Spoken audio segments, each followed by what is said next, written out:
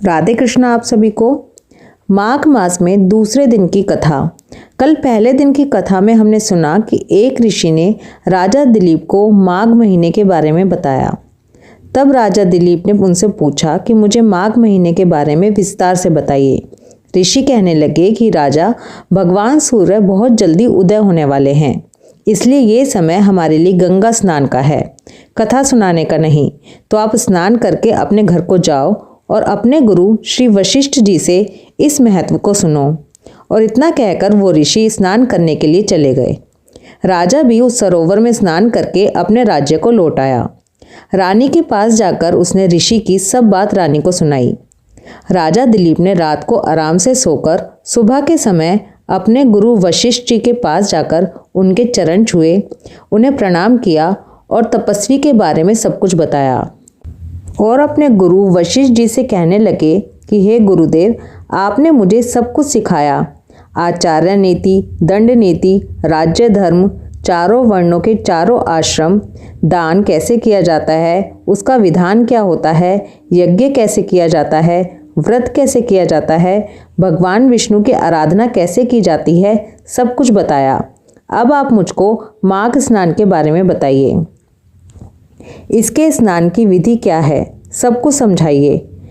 गुरु वशिष्ठ कहने लगे कि राजन, तुमने दोनों लोकों के कल्याण के लिए बहुत ही सुंदर प्रश्न किया है। मैं तुम्हें माघ स्नान का फल बताता हूँ। जो लोग बहुत ही आसानी से उत्तम गति को प्राप्त करना चाहते हैं, उन्हें माघ के महीने में गंगा में स्नान करना चाहिए। मकर राशि में सूर्य के आने पर माघ मास में स्नान का फल गांव दान, भूमि दान, तिल दान, वस्त्र दान, सोना दान, घोड़ा दान आदि से भी बढ़कर है। ये किसी भी तरह के चंद्रयान, ब्रह्मक्रूच व्रत से भी बढ़कर होता है। वैशाख के महीने में जल और अन्न दान का उत्तम फल मिलता है। कार्तिक में तपस्या और पूजा की प्रधानता बताई गई है। माघ में ये तीनों बातें विशेष हैं। वो तीनों चीज़ें हैं स्नान, जप और दान। जो लोग भी माघ के महीने में गंगा में स्नान करते हैं, अनेक प्रकार के दान करते हैं और विष्णु भगवान का स्मरण करते हैं, वो उत्तम गति को प्राप्त होते हैं। माघ में स्नान करने वाला पुरुष उत्तम गति को प्राप्त होता है। दिव्य दृष्टि वाले महात्माओं ने कहा है कि जो मनुष्य माघ मास में सकाम या भगवान के निमित्त नियम पूर्वक स्नान करता है, वह अनंत फल वाला होता है।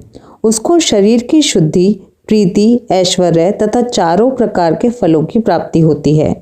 अदिति ने 12 वर्ष तक मकर संक्रांति में अन्न त्याग कर इस स्नान को किया। इससे तीनों लोकों को उज्जवल करने वाले 12 पुत्र उत्पन्न हुए। माघ में स्नान करने से ही रोहिणी, सुभागा, अरुंधति, दानशी हुईं और इंद्राणी के समान रूपवती होकर प्रसिद्ध हुईं। जो माघ के महीने में स्नान करते हैं, देवताओं के पूजन में तत्पर रहते हैं, उनको सुंदर स्थान, हाथी और घोड़ों की सवारी तथा दान के लिए द्रव्य प्राप्त होता है। अतिथियों से उनका घर भरा रहता है और उनके घर में सदा वेद ध्वनि होती रहती है। वह मनुष्य धन्य है जो माघ मास में स्नान करते हैं, दान देते हैं, व्रत और नियमों का पालन करते हैं। अन्य पुण्य से स्वर्ग में गए हुए मनुष्य पुण्य समाप्त होने पर वहां से लौट आते हैं, लेकिन माघ स्नान करने वाले मनुष्य कभी वहां से लौटकर नहीं आते। इससे बढ़कर कोई नियम, तप, दान पवित्र और पापनाशक नहीं है। इससे बढ़कर कोई तप और इससे बढ़कर कोई महत्वपूर्ण साधन नहीं है। यही परम हितकारक और तत्काल पापों का नाश करने वाला है।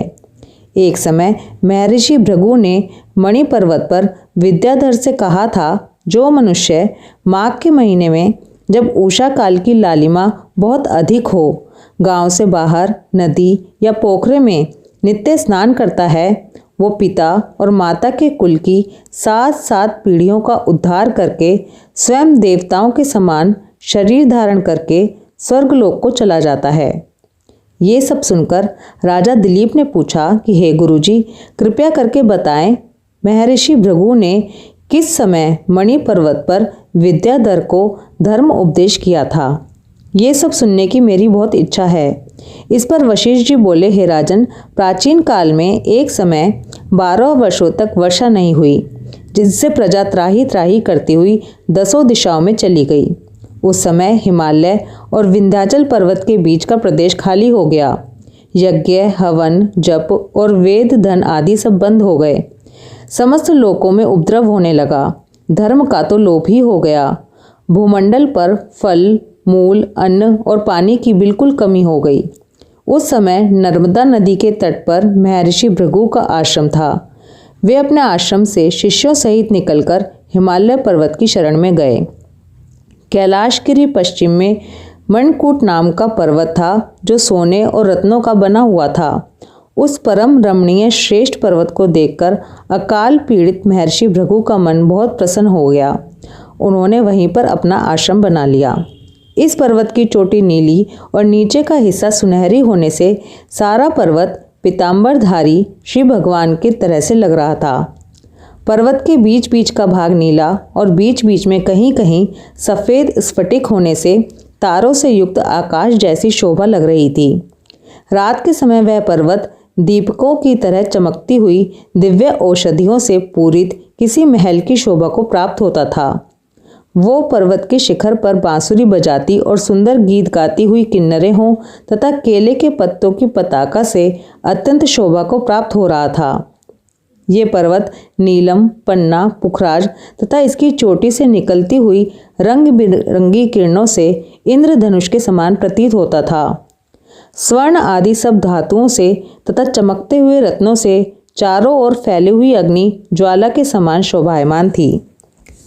माघ मास महात्म्य अध्याय 2 समाप्त। ओम नमो भगवते वासुदेवाय। राधे कृष्णा।